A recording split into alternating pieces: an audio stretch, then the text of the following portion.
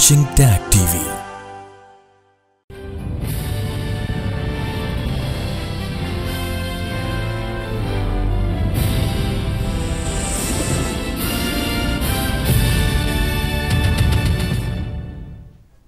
Good evening. Welcome to South Asia Newsline. I'm Surbhi Sharma.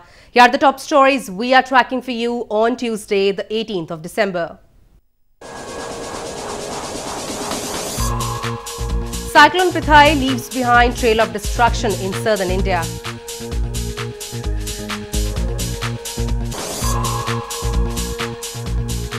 UN chief issues report on Afghanistan situation.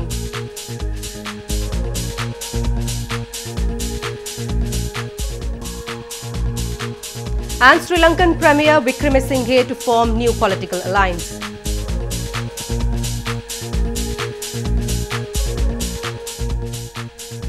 And now for all the details.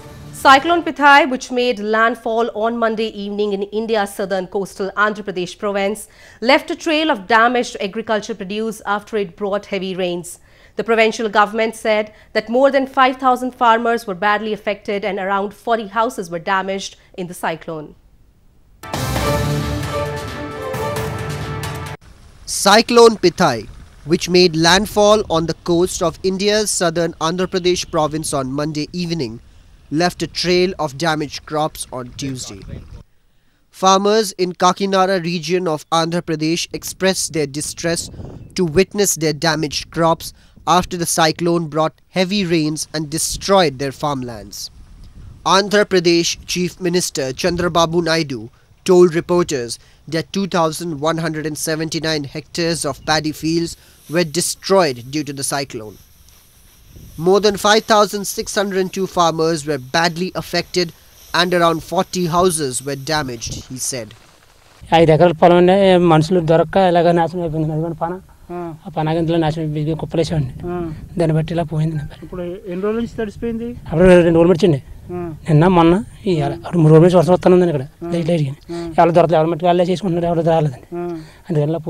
ఇప్పుడు మీకు మొత్తం ఈ 5 ఎకరాలు ఎంత వరకు పోయి ఉంటది మొత్తం పోయినట్టేనా మొత్తం పొలాలు కొద్దిగా ఉన్నదండి ఓ మాదిరిని ఒక ఎకరం నుంచి పని చేద్దాం ఒక ఎకరం నుంచి పని చేద్దాం దాన్ని ఉన్నదేమో ఉరబెట్టి తినాలంతే అంతే పని చేద్దాం. Cyclone Pithai is the third cyclone to have hit the coastal province. In November, Cyclone Gaja damaged thousands of houses and claimed 45 lives. Cyclone Titli wreaked havoc in both Andhra Pradesh and neighbouring Odisha province in October, killing over 50 people. Moving on, an anti-Pakistan protest was held recently by locals against the construction of mega dams and hydropower projects on Neelam and Jhelum rivers in Pakistan-administered Kashmir. The protesters blamed that Pakistan has been recklessly exploiting natural resources in the illegally occupied region. A protest was recently held by the locals against the unabated construction of dams and hydropower projects in the illegally occupied territory of Pakistan-administered Kashmir. The protesters raised slogans against the Water and Power Development Authority over construction of Kohala and Neelam Jhelum hydropower plant on Neelam and Jhelum rivers in Pakistan-administered Kashmir. They blamed the projects are not only affecting the ecology but have limited the resources for the use of local residents. The protesters, which also included traders, announced that they will hold a shutdown strike on January 10th to raise their concerns. उस तरफ के जुमला चश्मे जितने भी चश्मे कुदरती चश्मे थे वो सब खुश्क हो चुके हैं. लोगों का जिंदा रहना, हैवानों का, इंसानों का, चरंद परिंद का जिंदा रहना नामुमकिन हो चुका है. और हमारे मुजफ्फराबाद के अंदर से गुजरने वाला नीलम की तरफ से दरिया खुश्क होने से जो बदबू, गंदगी, गलासत जो इस वक्त आफन फैल चुका है, उसका डे बाई डे उसमें इजाफा होता जा रहा है. दरिया नीलम एक गटर की मानद इस वक्त मौजूद है. फिर आपने इनके तहफ़्ज़ात दूर नहीं किए तो कोहाला प्रोजेक्ट स्टार्ट कर दिया. हमारे हुक्मरान दोगली पॉलिसी इख्तियार किए हुए हैं, चाहे इसमें कोई भी पार्टी हो. हम सबको बता देना चाहते हैं, ये हमारी जिंदगियों का मामला है. हम इसे किसी सूरत में कबूल नहीं करेंगे. The locals in the illegally occupied region are deprived of even drinking water as River Neelam is drying up due to the construction of the hydropower plant project. The project, which was built in the pretext of bringing prosperity, has deeply affected the lives of the common people, with many of them forced to migrate to other places in the country. In news from Afghanistan, United Nations Secretary General on Monday issued his reports on the situation in Afghanistan and its implications on international peace and security. The reports include updates on United Nations development, political and humanitarian efforts in the country. United Nations Secretary General Antonio Guterres has issued his reports on the situation in Afghanistan and its implications for the international peace and security. The reports include an update on the activities of the United Nations in Afghanistan, including political, humanitarian, development and human rights efforts.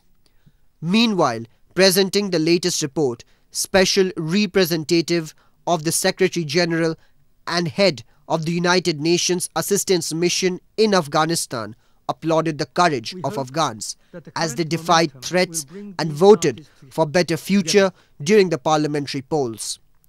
An estimated 4 million people in Afghanistan voted in the parliamentary elections. The people of Afghanistan will also make a critical political choice next year for their president. These elections are essential steps as they walk on the path to firmly establishing a representative democracy. The representative further added the completion of the parliamentary elections provided an opportunity for the country to take a step towards the rule of law. Facing violence carried out by the Taliban and other terror groups, the people were defiant in their pursuit of peace and democracy, and more than 45% of the registered voters came out to cast their votes, he said. More on news from Afghanistan. Afghanistan's Independent Election Commission has announced that it has closed the recounting process of votes for Kabul province and that it is now processing the data registration of the results.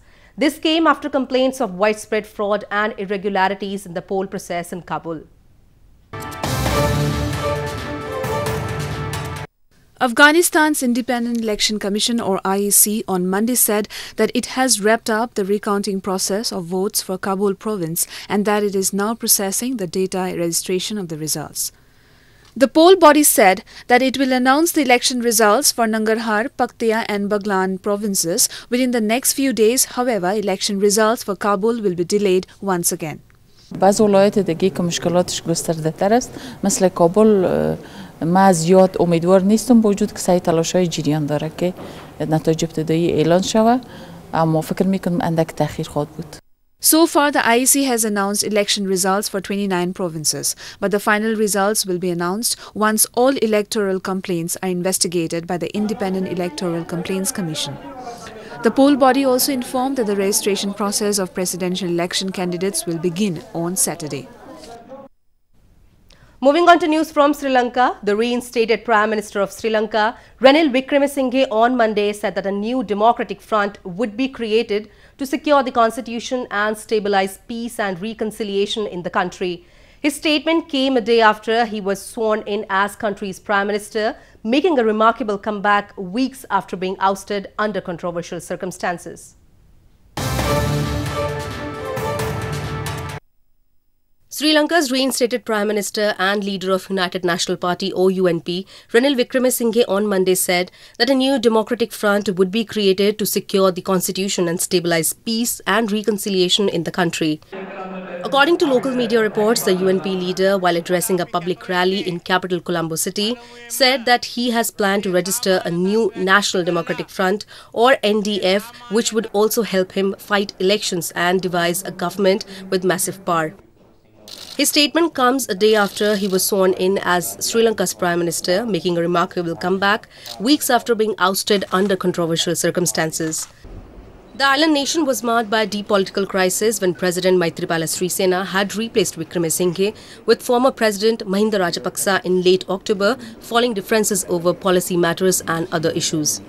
However, Rajapaksa failed to win a parliamentary majority and resigned on last week as a government shutdown loomed. A cake show has been organized in India's southern Coimbatore city, wherein more than 50 designer cakes based on different themes have been displayed for the visitors to mark the Christmas celebrations. The show will continue till New Year's Eve.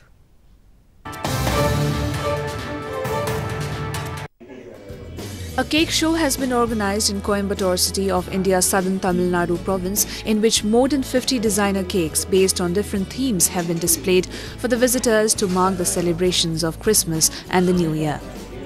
The cake show, organized by a local bakery house, has been attracting large number of people, especially children, to see different designs of cakes, including cartoon characters, snowman, Santa Claus, Angry Birds and Barbie dolls.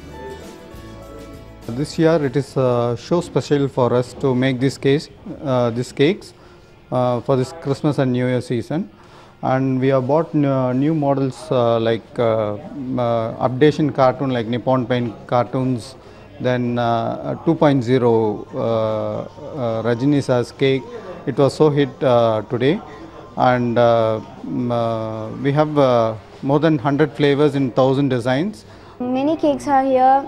Especially like Christmas theme cakes and fondant based cakes are very special here, and it was so creative work, and it looks more attractive to people and many cakes like giraffe car, BMW car and Barbie doll cakes are here.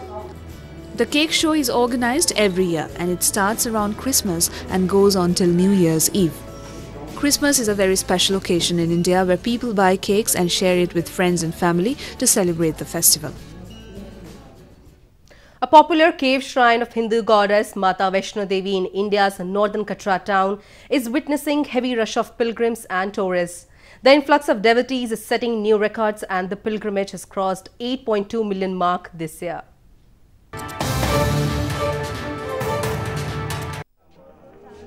The holy town of Katra in India's northern Jammu and Kashmir has been witnessing a huge rush of pilgrims and tourists who have been thronging the town to pay obeisance at the sacred cave shrine of Hindu goddess Sri Mata Vaishno Devi in the foothills of Trikuta mountains.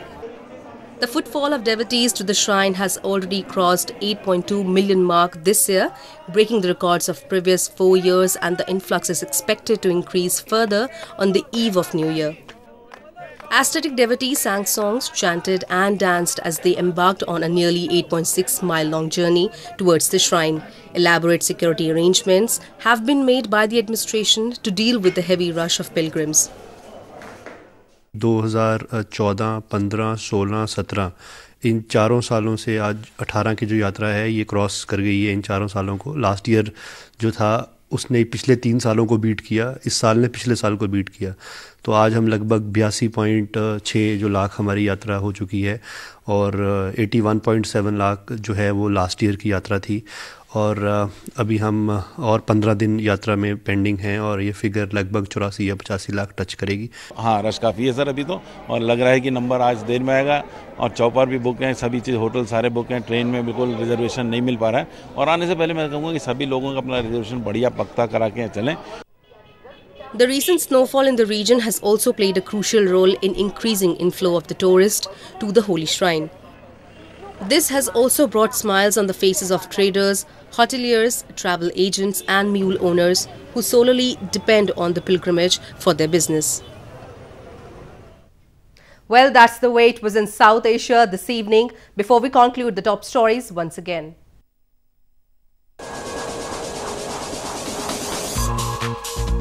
Cyclone Pithai leaves behind trail of destruction in southern India.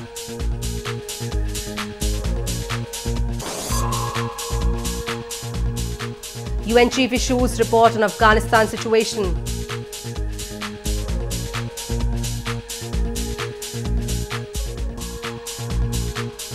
And Sri Lankan Premier Wickremesinghe to form new political alliance.